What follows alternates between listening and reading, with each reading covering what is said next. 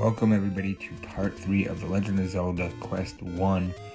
Now, before I go to level 5, there are some things I'm going to do. I'm going to get a couple heart containers now that I have the raft and the ladder. And what I'm going to do is I'm going to actually show you how the food works. Really what it does is it tracks enemies. They'll assemble towards the food. We're going to see with the Octoroks there. So that way it makes it easier to kill them. Now there's another purpose for that we're going to see later, but I just kind of wanted to show you really what the food actually does. Now, as I mentioned before I go to level 5, I want to get 2 hearts now that I have the raft and the ladder. That will give me 12 hearts, which will allow me access to the magical sword, the most powerful sword in the game. And having that at level 5 just makes it a lot easier. So in this playthrough, we're going to go through level 5 and level 6. Now in level 5, there's also a little bit of a secret here. So we at least want 100 rupees before we enter level 5. Now really what I'm doing is I'm making my way towards the heart containers. We saw one in the last playthrough that was in the water, but on this kind of like wharf, I would say. And now we can get to it now that we have the ladder.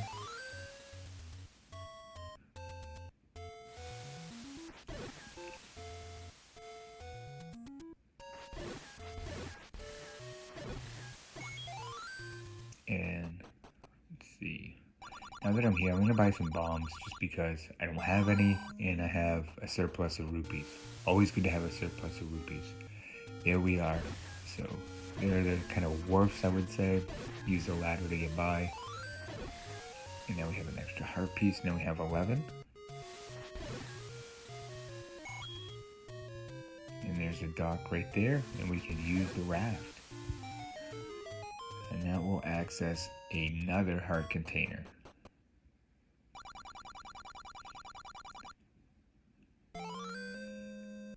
Now the interesting thing too is now that we have the ladder, we actually can access a different area of Hyrule. And we're going to see that in a moment. It's going to take a little bit. I got to make my way through the map.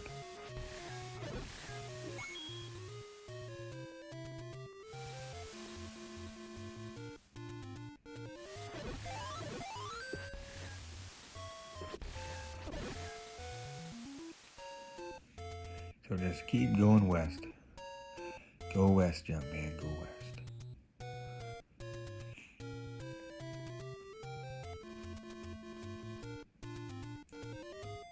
So basically, like the dungeons, we can actually pass through or actually walk over water as long as it's, well, we'll see, like this. As we saw in the dungeons, as long as there's just one single strip of water, we can make our way across with the ladder, which is a cool little trick. Now we're going to avoid the rocks, make our way to the left. Now there's a lot of those Lionel creatures here, and they are very dangerous, so you do want to be careful not getting hit, especially by the blue ones. Now I'm going to hit this Armos here, and it has the power bracelet. Now what the power bracelet allows me to do is move things like rocks and gravestones.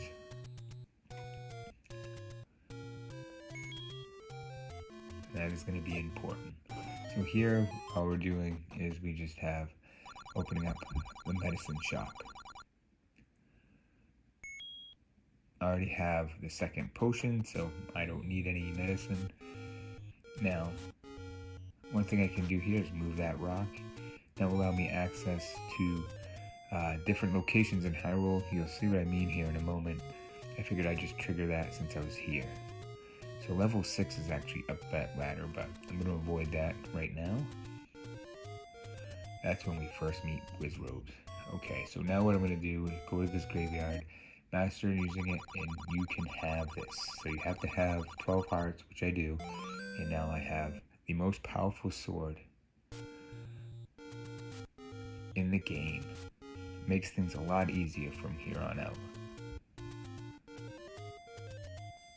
And as I mentioned before, level 5, I want to make sure I have at least 100 rupees, and you're going to see why.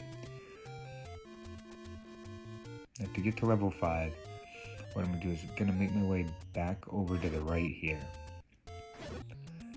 Keep going.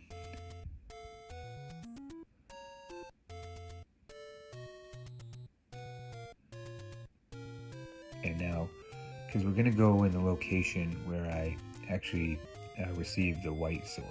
That's really where I'm headed right now. And what we're going to do is, in the last episode, one of the wise men in the dungeon said, go into the waterfall. So we're going to go into the waterfall. And we're going to see what that's all about.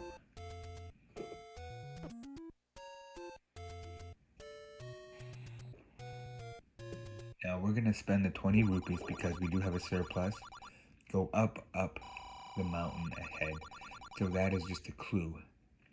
And that's actually how we get to level 5. And the only way you can escape this loop is by going left, but as the old woman said, go up, and we want to do that because that's going to give us access to level 5.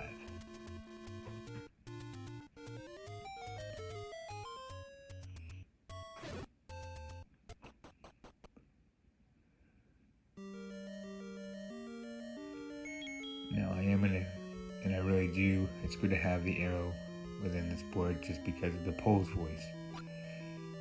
Now an interesting thing, if you have the Famicom Legend of Zelda and you play it there, the second controller actually has a little speaker you can yell into, and that will actually kill the Pole's voice.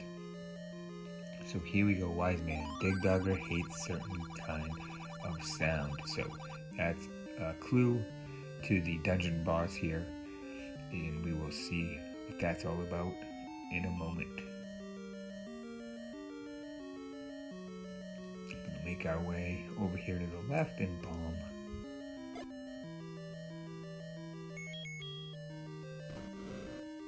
And I am gonna just kill that just to get the key. And as you can see, I have plenty of keys at this point. So knowing how to get the keys and avoid having to use them in earlier levels, you can really gain a surplus, which is actually very helpful later on in the game. And that becomes especially important on Quest 2. So you play this game long enough, you learn little tricks. And so I'm able to take the bombs from the mummy before even having to kill him. Now, I believe the mummies with the white sword actually take 5 hits. And with the blue dark nuts with the white sword it takes 3, but only 2 with the magical sword, if I can hit them.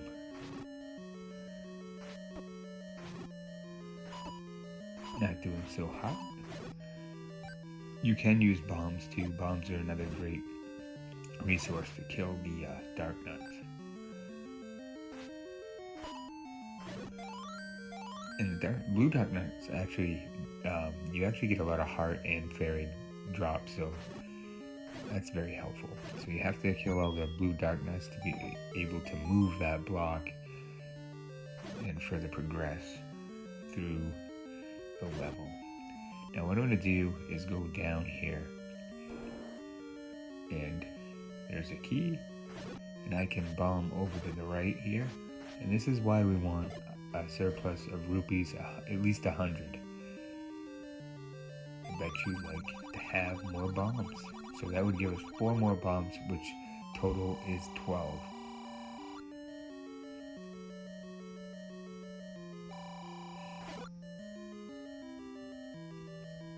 And go over to the left here, and this is a brutal screen right here. Or it can be. For us it's easy because we have the magical sword, plenty of hearts, keep our distance,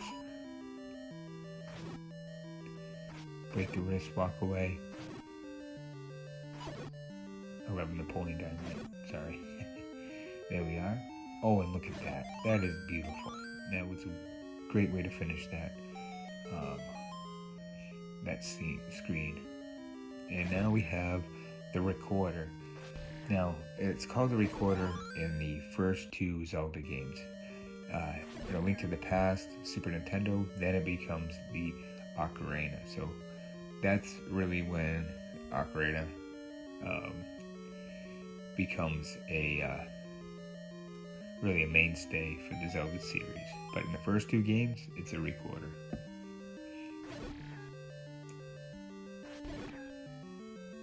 And the recorder actually has a few different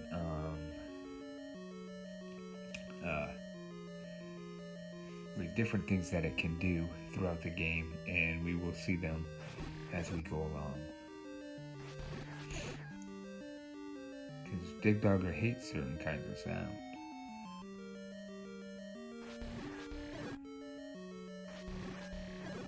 I have to kill all the mummies there, which are not called mummies.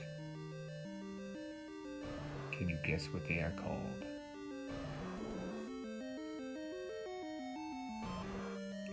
We have the map here, so we know where we're going, but we don't know where the dungeon boss is quite yet.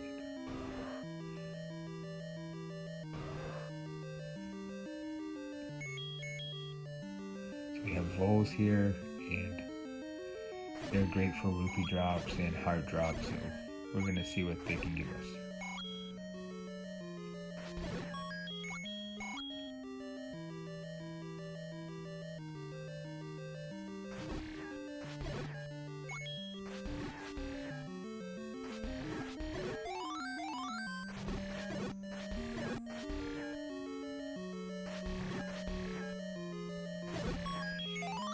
Plenty of keys.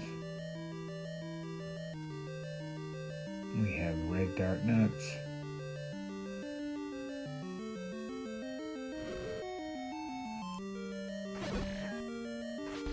And you can use the ladder to your advantage here.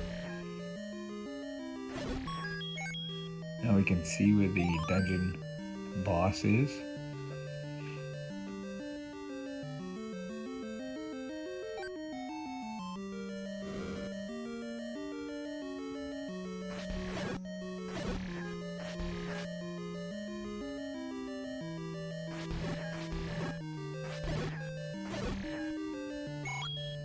And using the bow, as I mentioned in the last playthrough, will actually cost you rupees, so you try not to just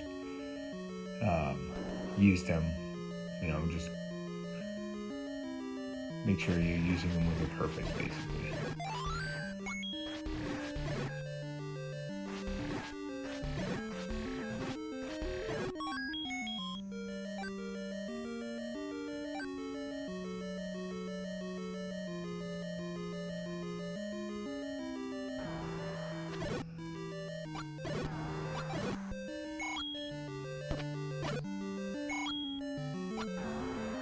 It would have been cool though if the NES would have had a feature where you could just yell and kill them.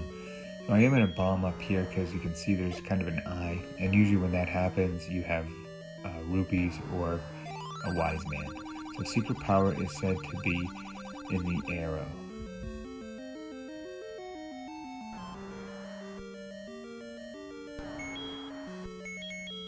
And it's really kind of referring to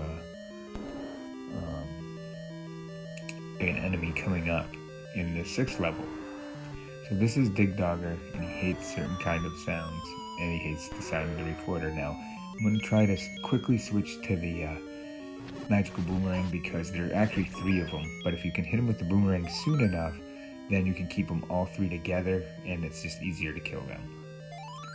So, an extra heart piece here, and a piece of the Triforce, and now we're on to level 6, which introduces a horrible enemy, Wizrobe, which is a tough enemy.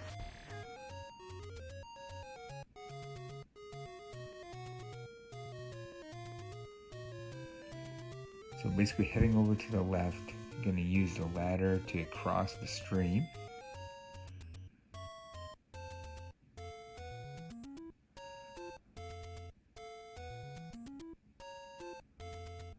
This is where I'll first probably use a potion if I use one. Usually it's on this level. This is a tough level, especially with those Wizrobes.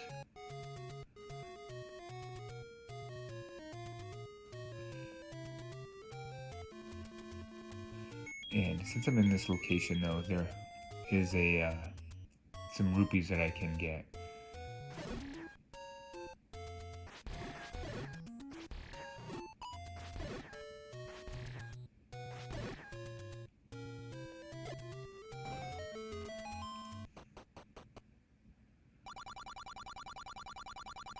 Always good to have a surplus.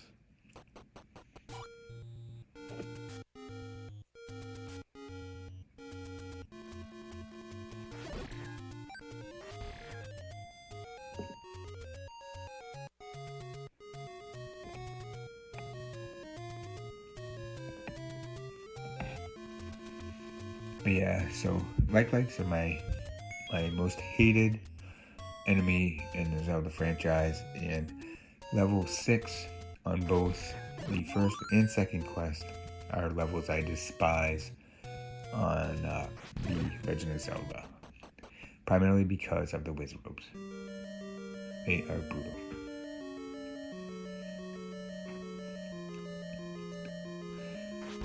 So the orange ones, they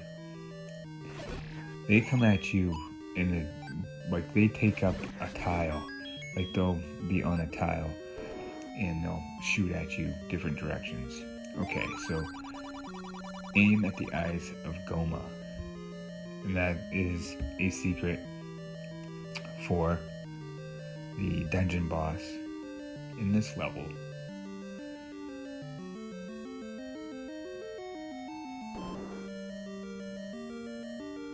So as you can see, the orange ones on the tiles. The real difficult ones are the blue Wizrobes, and they kind of work like the robes, where if you're on the crack, they won't really they won't shoot their attack at you.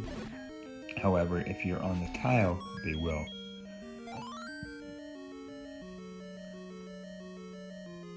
Now I have to kill all the keys to open that door. A lot of times I'll just use the magical boomerang.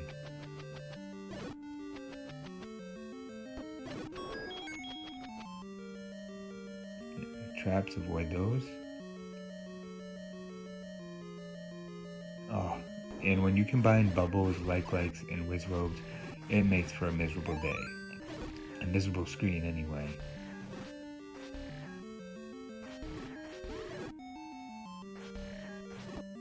And the Wizrobes, they are the toughest enemy besides Ganon in this game. So you just have to be really aware of the blue Wizrobes.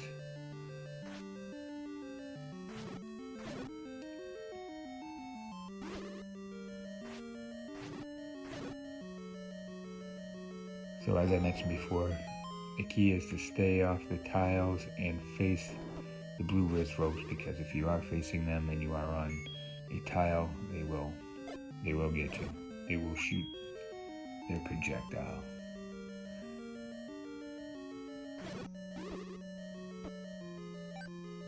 Try to get up here before they attack. And usually I'll stay right here, just so I don't get hit by the bubbles. Oh, got lucky there. It's always nice when you get the stopwatch. So basically I believe it's going to be up here, and I can get the item.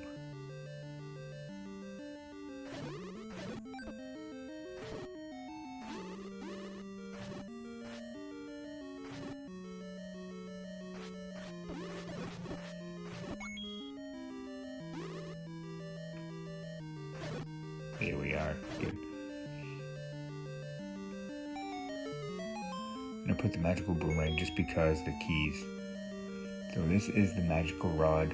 So this will allow you to attack, almost kind of like the Wizrobes. You'll have that projectile. You'll be able to shoot that projectile, which is great for light spikes, because even if you get hit by the bubbles and you can't use your sword, you can still use the magical rod to attack the light spikes, so they won't take your magical shield from you. I am going to use a magical potion, as mentioned before. I wouldn't be surprised if I used it on this level, because this is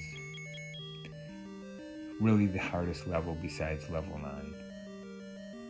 7 and 8 are really not bad at all, so it's no issue there.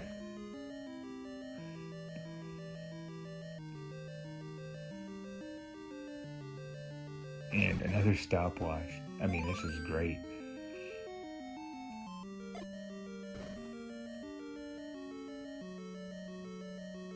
There are secrets where fairies don't live. Now that is a clue for entering the next level, which we will see in the next video, just given time. So I'll have to try to mention that in the next video.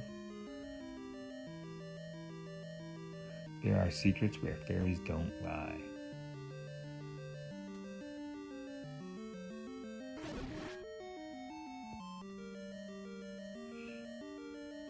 And having the magical sword now, I can kill them and not have the keys, when they perish, they separate into 2 keys.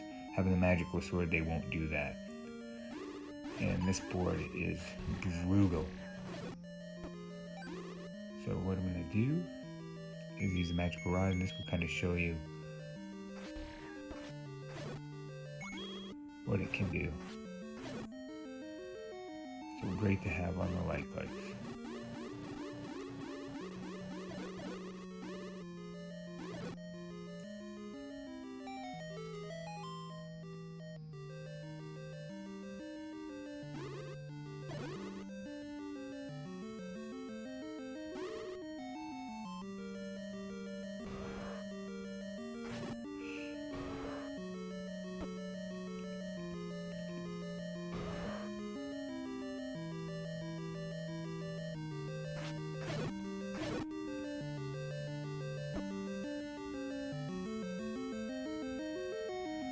I'm just going to go right up here. Now I want to make sure I have a good number of rupees, because I'm using the bow and I'm fighting Goma. So you hit him in the eye, boom, dead. But say you only had 2 rupees, you better make sure you hit him with one of those 2 shots. Okay, and that is it for this playthrough. Next playthrough will be level 7 and 8, so until then, we will see you bye.